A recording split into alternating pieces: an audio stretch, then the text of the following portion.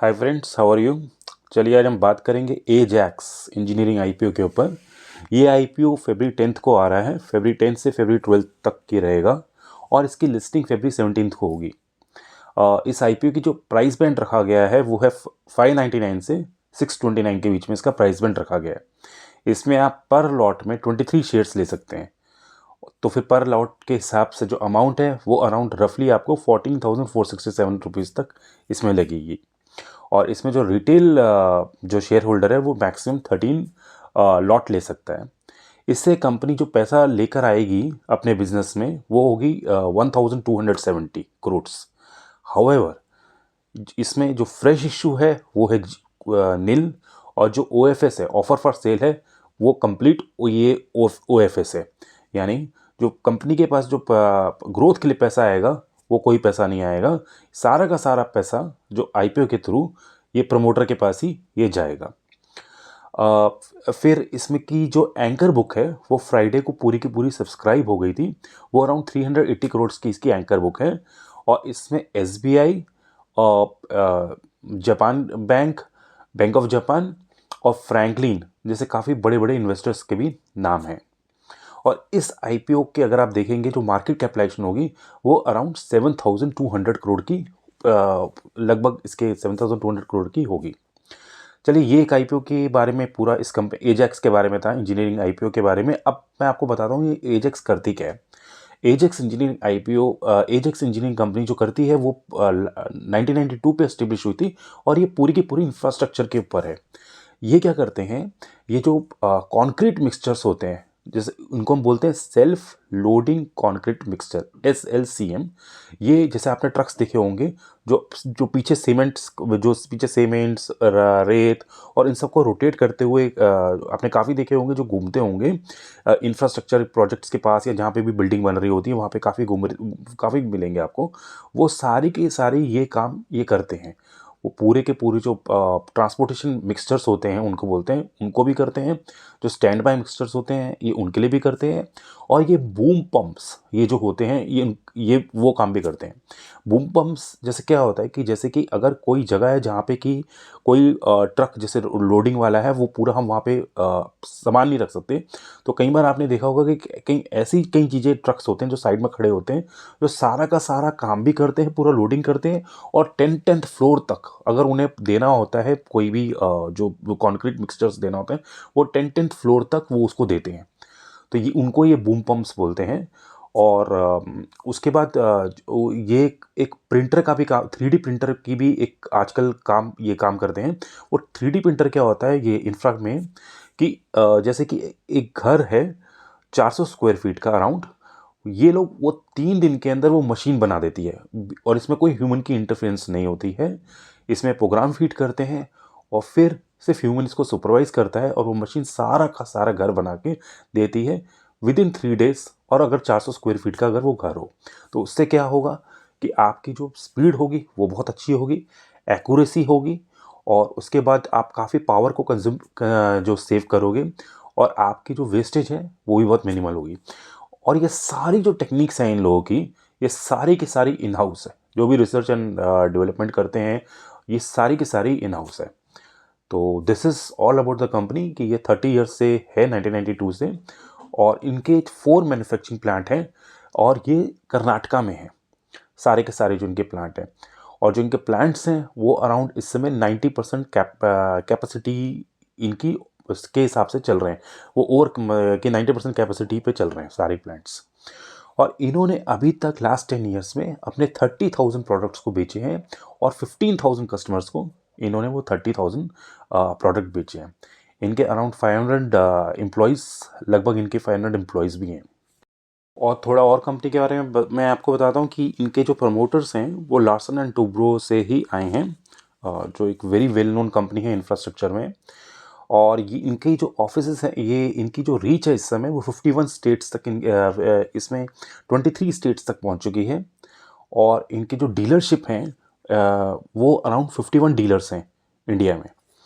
और यही ये देखें इनकी इंडिया में भी है, और आउटसाइड अगर देखें आउटसाइड इंडिया, वहाँ पे भी ये 25 डीलर्स के थ्रू काफ़ी कंट्रीज़ में पहुँच चुके हैं, जैसे कि रशिया हो गई, मिडल ईस्ट हो गई, और अफ्रीका है, वो ये वहाँ पे भी ये इनकी प्रेजेंस काफ़ी अच्छी है। और अगर आप देखेंगे इनका जो मार्केट शेयर है इंडिया में, वो अराउंड 75% का है, विच इज़ अ फिनोमिनल। और ये जो अब सर्विस प्रोवाइड करते हैं, ये आफ्टर सेल सर्विस भी प्रोवाइड करते हैं, और जो कि थ्रू आउट द मशीनरी की लाइफ तक ये सर्विस प्रोवाइड करते हैं। कि जो सर्विस टीम है उसमें अराउंड 85 एम्प्लॉयज़ काम करते हैं, जिसमें कि इसमें काफ़ी कोऑर्डिनेटर्स हैं, मैनेजर्स हैं, जो सर्विस इनकी प्रोवाइड करते हैं apart from the sale also. और अगर आप इनका रेवेन्यू देखेंगे, वो जो इंडिया से इन्हें आता है अराउंड 95 से 96% पे इंडिया से आता है, और 3 to 4% पे इनको बाहर से, एक्सपोर्ट से इनको रेवेन्यू आ रहा है। और अगर आप देखेंगे कि इनका जो एक्सपोर्ट का रेवेन्यू है, वो लास्ट 3 ईयर से 25 या 26% कैगार तक, 25 से 26% कैगार पे बढ़ रहा है। तो आने वाले टाइम पे they will have a phenomenal growth from this export revenue, जिस तरीके से इनका ये बढ़ रहा है। और जो डीलर्स हैं, अगर मैं आपको डीलर्स के बारे में बताऊं, इनके इंडिया में अराउंड 51 डीलर्स हैं, जिसके थ्रू ये अपना बिजनेस करते हैं। और इनके अराउंड आउटसाइड इंडिया पे 25 डीलर्स हैं, जिसके थ्रू ये अपना एक्सपोर्ट का बिजनेस करते हैं। और अगर आप इनकी ग्रोथ भी देखेंगे, तो आजकल जिस तरह से इंफ्रास्ट्रक्चर चल रहे हैं, for last 5 years government has done phenomenal work in infrastructure. तो जितनी अच्छी इंफ्रास्ट्रक्चर होगी, उतने ही अच्छा इनकी ग्रोथ भी होगी। तो इंफ्रास्ट्रक्चर के कारण, रियल एस्टेट के कारण और कंस्ट्रक्शन के कारण, इन तीनों एरियाज़ पे ये इनके जो प्रोडक्ट्स हैं वो यूज़ होते हैं। तो जितने ही ये सब चीज़ें इंफ्रास्ट्रक्चर ज़्यादा अच्छी होगी, they will definitely have a very good growth story. और फ्रेंड्स, अगर इस कंपनी के ग्रोथ के फैक्टर्स के बारे में देखें, तो इसका जो मार्केट शेयर है वो 75% है इस समय। तो एक तरह से ये कम्प्लीटली एक मोनोपोली कंपनी है ये अपने बिजनेस में। और इसके प्रमोटर्स लास्ट 30 ईयर्स से इस बिजनेस में हैं, जो कि काफ़ी ज़्यादा एक्सपीरियंस्ड है। फिर इनका जो डिस्ट्रीब्यूशन नेटवर्क है वो प्रॉपरली पैन इंडिया में भी है और आउटसाइड इंडिया में भी है। तो ये किसी भी कस्टमर के पास ये लोग पहुंच सकते हैं। और जो इनका कस्टमर बेस है, वो जो स्मॉल कस्टमर्स हैं वहाँ से लेकर इनकी जो बिग कंपनीज हैं, वो भी इनके क्लाइंट हैं। तो ये देखेंगे आप, ये सब इनके ग्रोथ फैक्टर हैं। और साथ ही साथ इन्होंने एक जो प्रोडक्ट अभी डेवलप किया है, 3D का वो प्रोडक्ट है। वो क्या करता है कि फ्रेंड्स की वो पूरी की पूरी जो एक हाउस होता है, लगभग ले लीजिए 400 स्क्वायर फीट का जो हाउस होता है, वो उसको 3 डेज़ के अंदर पूरा का पूरा कंस्ट्रक्ट कर देता है। वो मशीन पूरा का पूरा कंस्ट्रक्ट कर देती है। सिर्फ ह्यूमन्स को सुपरवाइज करना होता है, और जो पूरा का पूरा जो प्रोग्राम होता है वो उस मशीन के अंदर डालना होता है। उसके बाद वो सारा का सारा स्टेप्स वो मशीन करती है। और इससे जो वेस्टेज होता है वो भी काफ़ी कम होता है, जो पावर लगती है वो भी काफ़ी कम लगती है, और जो स्पीड और एक्यूरेसी होती है वो बिल्कुल अच्छी होती है। फिर अगर आप इनके ग्रोथ फैक्टर्स देखेंगे, अभी जो है कि इंफ्रा के लिए सेंट्रल गवर्नमेंट काफ़ी ज़्यादा फंड्स दे रही है। लास्ट 3-4 बजट्स में सेंट्रल गवर्नमेंट ने काफ़ी ज़्यादा फंड्स दिए हैं, जो इन कंपनीज के लिए काफ़ी बड़ी बूस्ट है। और अगर आप इनके जो प्रोडक्ट है SLCM, जहाँ से इन्हें 85% का रेवेन्यू आता है, वो देखेंगे, तो वहाँ पे इनको सबसे ज़्यादा मार्जिन मिलता है। और वही कैटेगरी 18 से 20% नेक्स्ट 5 ईयर पे उसका ग्रोथ भी होगा। और फ्रेंड्स, मैं आपको एक और बात बताता हूँ कि ये जो हमारी जो सीमेंट जो हमारे यहाँ पर जो लग रहा है, cement concrete and all that, ये वर्ल्ड की अगर मैं एवरेज करूँ तो उसका सिर्फ 50% है। अगर हमें वर्ल्ड के साथ अगर हमें चलना होगा, तो ये इससे डबल होगा। और अगर डबल होता है तो ऐसी कंपनीज को भी डेफिनेटली काफ़ी बेनिफिट होगा। तो ये इसके सारे ग्रोथ के फैक्टर्स थे, फ्यूचरिस्टिक ग्रोथ के फैक्टर्स। अब हम आगे बढ़ते हैं और मैं आपको बताऊंगा इसके फाइनेंशियल्स के बारे में। फाइनेंशियल ईयर 22 पे इसकी जो सेल्स थी वो अराउंड 770 करोड़ की थी, वो बढ़ के 1780 करोड़ की हो गई है। इसका जो प्रॉफिट था वो 65 करोड़ का था फाइनेंशियल 22 में, और फाइनेंशियल 24 में वो बढ़ के 225 करोड़ हो गया है, यानी कि 2.5 टाइम्स ज़्यादा। और ये कंप्लीटली नील डेट पर है, ये कंपनी पूरी की पूरी नील डेट पर है। हाउएवर इनके जो कैश फ्लो हैं वो पिछले साल थोड़े से इनके जो कैश फ्लो हैं वो इनके नेगेटिव हुए थे। और फ्रेंड्स रिमेंबर दैट कि cash flow is very very important. तो कैश फ्लो बेशक आपका प्रॉफिट आप दिखा रहे होगे, लेकिन अगर आपके पास कैश नहीं है तो डेफिनेटली आप बिजनेस फिर नहीं कर पाओगे, अगर आपके पास इंटरनल अक्रूवल्स के कैश नहीं है तो, which is a negative thing. उसके बाद अगर आप इनका रिटर्न ऑन इक्विटी देखेंगे वो 30% पे आता है, विच इज़ वेरी गुड। और इनका जो पैट मार्जिन आता है वो 13% पे है, which is also good thing in this industry. फिर इनके जो कॉम्पिटिटर्स हैं वो हैं बेमिल और स्कॉट्स कुबोटा, और उनकी जो पी है वो है 30 to 50 के बीच में आती है। और इसकी पी, इस कंपनी की अजैक्स इंजीनियरिंग की पी 35 है। तो ये काफ़ी रीजनेबली प्राइस्ड किया गया है अपने कॉम्पिटिटर्स के हिसाब से। और अगर आप देखेंगे इससे जो इसकी लिस्ट जो ग्रे मार्केट प्राइस का जो प्रीमियम है वो अराउंड 8 और 9% आ रहा है। हाउएवर आई थिंक कि सिंस इसका डेट भी नील है और ये मार्केट लीडर्स भी हैं और इनकी प्राइस अर्निंग फेयरली वैल्यू, इनकी वैल्यूएशन है, तो लिस्टिंग गेंस, लिस्टिंग के लिए भी लोग अप्लाई कर सकते हैं, या इसको अगर लॉन्ग टर्म के लिए भी अप्लाई करें तो भी एक बेनिफिट होगा। हाउएवर प्लीज़ इसके लिए आप अपने फाइनेंशियल एडवाइजर से भी सलाह लें। और इसके बाद अगर आप इस कंपनी के रिस्क देखेंगे जो सबसे इंपॉर्टेंट होते हैं किसी भी आईपीओ में, उसमें देखेंगे तो इसकी सारी फैक्ट्रीज कर्नाटका में एस्टेब्लिश्ड है। कल को सपोज कोई भी गवर्नमेंट वहाँ की पॉलिसीज़ लाती है तो इसकी सारी की सारी जो फैक्ट्रीज़ हैं वो इम्पैक्ट होंगी। तो ये एक ही रीजन में है, एक ही जोग्राफी में है, तो that is a big risk. उसके बाद अगर आप देखेंगे कि ये पूरा का पूरा जो बिज़नेस है ये इंफ्रा पे डिपेंड है। तो अगर सपोज कर लो इंफ्रा की जो साइकिल है वो अगर कम होती है, जैसे कि कंस्ट्रक्शन और इंफ्रास्ट्रक्चर की और रियल एस्टेट की डिमांड थोड़ी सी भी कम होगी, तो इसका इम्पैक्ट इस इंडस्ट्री पे डायरेक्टली पड़ेगा। तो एक ये भी रिस्क है। फिर आप देखेंगे इसकी जो जुलाई टू अगस्त में जो डिमांड होती है, जब मानसून पीरियड होता है, वो काफ़ी इस समय लेस होती है। तो जो सीजनल इम्पैक्ट होता है वो इस पे काफ़ी मैटर करता है।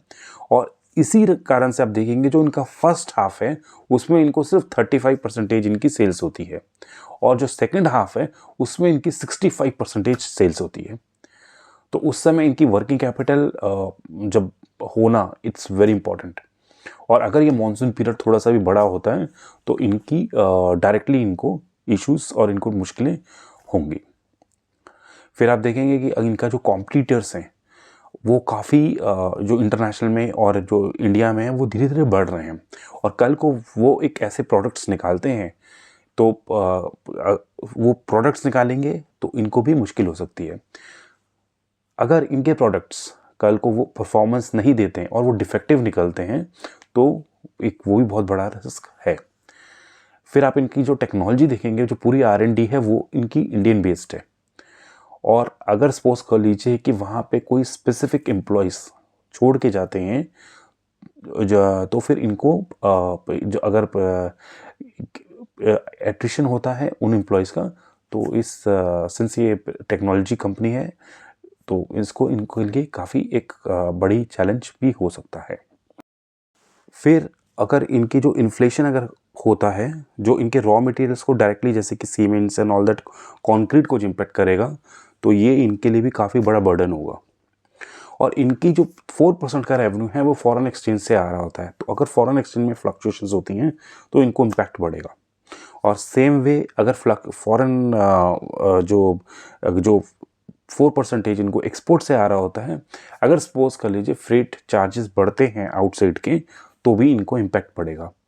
और अगर इंटरनली भी अगर फ्रेट चार्जेस बढ़ते हैं तो भी ये इनको इम्पैक्ट पड़ेगा, because they will not be able to deliver the goods for less amount. तो ये इनकी कॉस्ट ऑफ जो प्रोडक्शन है उस पर ऐड होगा। इसमें मेरे को एक बड़ा ही यूनिक रिस्क मिला जब मैं आरएचपी में पढ़ रहा था कि इन्होंने आरबीआई की प्रायर अप्रूवल नहीं ली। तो लाइक आई वांट कि किसी चीज़ के लिए इनको आरबीआई की प्रायर अप्रूवल नहीं मिली। तो मैंने ये देखा कि भाई ये तो फाइनेंशियल कंपनी भी नहीं है, तो इनको आरबीआई की प्रायर अप्रूवल की क्यों जरूरत पड़ी। तो आरबीआई की प्रायर अप्रूवल की जरूरत इसलिए पड़ती है जब यदि प्रमोटर ग्रुप फॉरेन कंपनी हो, अगर प्रोमोटर में कोई भी फॉरेन कंपनी हो और अगर आप उसको न्यू शेयर्स देते हो या न्यू अलॉटमेंट करते हो या बोनस शेयर देते हो तो आपको आरबीआई की अप्रूवल लेनी होती है। तो इनके ऐसे 2 केसेस हैं जिसके कारण इन्होंने प्रायर अप्रूवल आरबीआई की नहीं ली थी, तो वो केसेस इन पे अभी पेंडिंग हैं। तो उसके लिए कॉन्सिक्वेंसेस लाइक इनके फेवर में नहीं भी जा सकते। तो एक ये रिस्क भी मुझे मिला। बाकी इनके जो टॉप 10 जो सप्लायर्स हैं वो अराउंड 50% ऑफ द गुड्स देते हैं, और यदि इन 10 सप्लायर्स में कोई भी रीज़न से वो नहीं दे पाएंगे तो इनको जब सोर्स करना पड़ेगा दूसरे सप्लायर से भी, तो इनके ऊपर जो कॉस्ट ऑफ प्रोडक्शन है वो डेफिनेटली इंक्रीज हो सकता है। तो friends, this was all about Ajax engineering. But एक बहुत ही बेटर एक आईपीओ लग रहा है बिकॉज इसका वैल्यूएशन काफ़ी सही है और ये मार्केट लीडर भी है और ये नील डेट कंपनी है और ये 30 ईयर्स से प्रोडक्ट्स बना रहे हैं। तो this is a good thing for long term, I think for long term investors, और शायद लिस्टिंग गेन में भी थोड़ा प्रॉफिट हो सकता है। But however this is just my opinion, and please आप अपने फाइनेंशियल एडवाइस से ज़रूर सलाह लें और तभी इसके आगे इन्वेस्ट करें। एंड प्लीज़ वॉच करते रहिए मेरी वीडियोस, सब्सक्राइब करें, शेयर करें, कमेंट करें, लाइक करें। Thank you.